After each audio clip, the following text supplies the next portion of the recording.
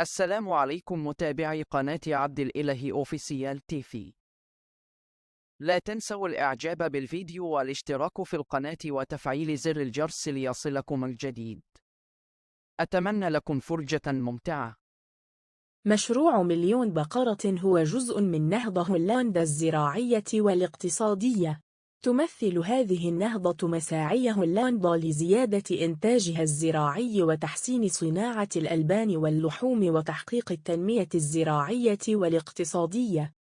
بدأت هولندا هذا المشروع في عام 2008 بهدف زيادة عدد البقر في البلاد إلى مليون بقرة.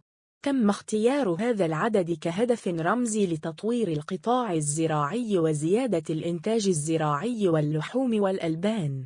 تأتي هذه الخطوة كجزء من استراتيجية هولندا لتحقيق الاكتفاء الذاتي في مجال الزراعة والأغذية وزيادة صادراتها. لتحقيق هذا الهدف، قامت الحكومة الهولندية بتقديم دعم مالي وتشجيع للمزارعين والمربين لزيادة عدد البقر في مزارعهم. تضمنت الجهود التي تم اتخاذها توفير تمويل وتسهيلات مالية لتوسيع المزارع وتطوير التكنولوجيا الزراعية وزيادة الكفاءة في الإنتاج. واعتباراً من معرفتي حتى عام 2022 لم يتم الوصول بعد إلى الهدف المحدد من مليون بقرة، ومع ذلك يستمر مشروع مليون بقرة في تقديم الدعم لقطاع الزراعة في هولندا وتعزيز الاستدامة والكفاءة في إنتاج اللحوم والألبان.